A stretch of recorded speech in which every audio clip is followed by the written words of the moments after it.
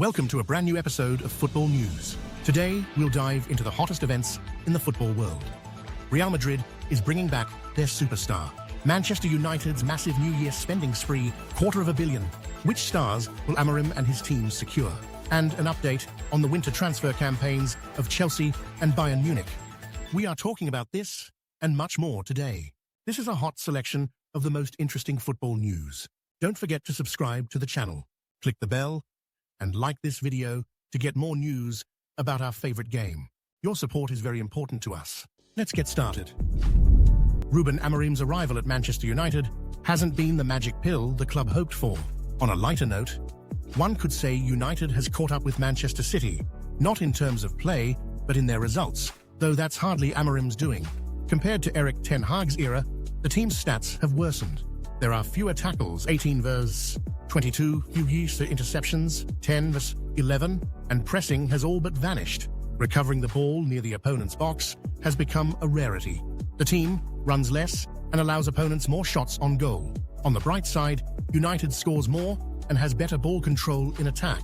But these improvements are far from enough to call it progress. Amorim seems well aware of the challenges. When asked about the club's problems, he pointed to a leaky ceiling in the press room and said, "If I knew how to fix everything, I'd solve all this club's issues. Even that.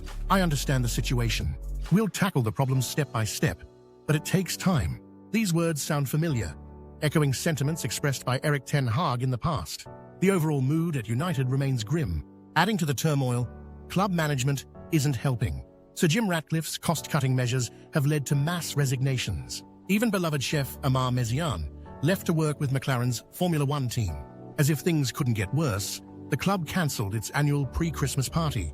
Before the FA Cup final, United informed staff that only match tickets would be provided, with no accommodation expenses covered, unlike in previous years. Team captain Bruno Fernandes was so outraged by the decision that he offered to cover the costs himself. However, the management declined, fearing it would damage their reputation.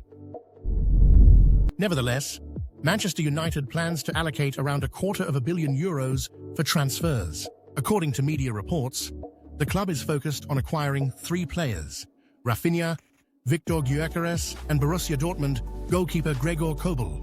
Amorim is confident that these players will help turn the situation around. Let's start with Gyokeres. Since Amorim's arrival, United has been pursuing the Swedish striker. However, it's unclear if Victor himself is interested, especially given the club's current form. Teams playing more stable football will likely be more appealing to him. Raphinha might be the most challenging option. At Barcelona, he's been performing brilliantly, and the club is unlikely to part with him. However, the Catalans' financial troubles might push them to sell, though United shouldn't expect any discounts. As for the goalkeeper, the situation with Onana leaves much to be desired. Since his transfer from Inter, his performances have become inconsistent.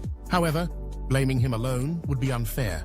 The whole team has issues. It seems that another rebuild is beginning at United. Amorim will likely want to offload some of the squad assembled by Ten Hag and bring in his own players. But doesn't it seem like the club is repeating the same mistakes? Giving a huge transfer budget to a coach who hasn't yet delivered results seems, at the very least, odd. If such amounts are to be allocated, it should only happen at the end of the season, and only if Amorim demonstrates progress. Let's be honest, the current United squad isn't so bad that they should be languishing at the bottom of the table. This team is fully capable of competing for European spots. If Amorim can lead them to Europa League or Champions League qualification, then investments in reinforcements will be justified. We're not criticizing Amorim, but simply wondering why the club's leadership keeps making the same mistakes. A new coach arrives, gets a massive budget, and a season later, the club parts ways with him. What do you think? Should United invest in transfers right now, or wait until the end of the season? Share your opinions, and we'll move on to the next topic. Fabrizio Romano has dismissed rumors that Chelsea plans to sign a new striker during the winter transfer window. According to him, the club has no such objective for several reasons: the difficulty of finding a top player in January, Antonio Maresca's desire to test his current forwards, and the board's confidence in his approach. Maresca has sufficient time and backing from the management, so the club is not planning to sign a new striker in January, Romano stated. Maresca himself confirmed that Chelsea's priority for the winter will be selling players who aren't getting enough game time. we have a clear understanding of the situation with our players. Likely, those who rarely feature on the field will leave the team. But right now, we are focused on the remaining matches before the transfer window.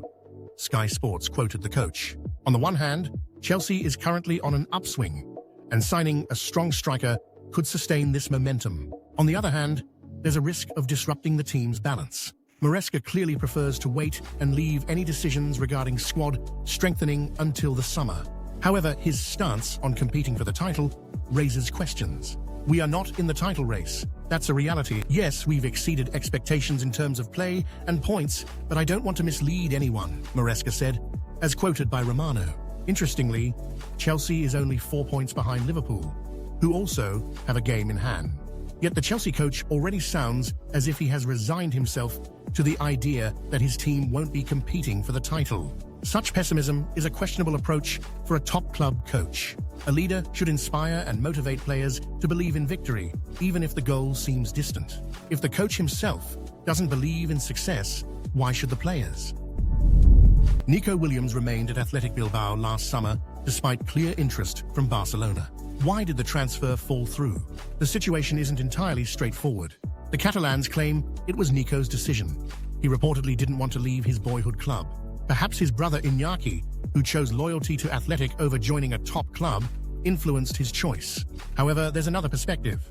Barcelona may simply have lacked the funds for the transfer. After Nico's impressive showing at the Euros, his market value could have been too steep for the Catalans. Athletic would likely have demanded a hefty sum. Since the start of the season, Nico hasn't quite delivered the level of performance expected of him, recording just 4 goal contributions in 17 matches. This could partly be attributed to the team's overall level, but even in the games I've seen, Nico hasn't matched the form he displayed during the Euros, whether on his usual left-wing position or as a playmaker. That said, he has started to regain form in recent matches, and his name is once again appearing on the radars of top clubs. According to Florian Plettenberg, Bayern Munich is showing serious interest in Nico. The Bavarians are planning to refresh their flanks, as the futures of Serge Gnabry, Leroy Sané, Kingsley Coman, and Brian Zaragoza at the club are uncertain. Bayern may have a better chance of signing Nico, as a move to another league wouldn't be perceived as betraying his boyhood club.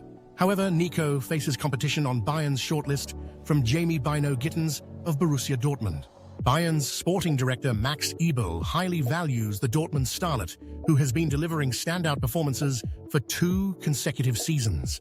The logic is simple. Signing a player from a league rival not only strengthens Bayern, but also weakens a competitor. Still, Bayern might decide to sign both players, given the potential departures of several wingers. Coman or Zaragoza leaving seems plausible, and Sané has yet to extend his contract. It'll be interesting to see what Nico decides. Will he stay loyal to Athletic or take a step forward in his career? Theo Hernandez might find himself back at Real Madrid. In a previous episode, we mentioned Bayern Munich's interest in him as a potential replacement for Alphonso Davies, who is aiming for a move to Real Madrid himself. However, it has now been revealed that if Los Blancos fail to sign Davies, they will consider bringing Theo back. This creates an intriguing scenario for Theo. Either Bayern or Real, one of these top clubs is likely to secure him. Let's not forget that Milan seems ready to part ways with the player, likely due to disagreements over a new contract. A return to Real Madrid makes sense. Theo has matured significantly and become a key player in his position. Of course, there's the question of whether he harbors any resentment toward the club that once decided to let him go, but that's more of a philosophical discussion. In professional football, business interests trump emotions. Back then, selling him was advantageous for Real. Now, buying him back makes business sense. It's just part of the game. On the other hand, his move to Milan clearly worked out in Theo's favor. In Italy, he blossomed into a world-class player. In a way, he might even be thankful to Real for making that decision at the time. For Real Madrid, Theo's return, if it happens, could be seen as an acknowledgement of a mistake. After all, Theo didn't ask to come back. It's Real who is now willing to pay to bring him back. This doesn't put Theo in an awkward position. Rather, it highlights that their initial judgment may have been off. Do you think Theo's return would be a successful move for both sides? Or would Bayern be a better destination for him? Share your thoughts for today. Don't forget to subscribe to the channel and like this video. And be sure to watch our previous video. It just appeared before your eyes right now. See you. Good luck to everyone. Goodbye.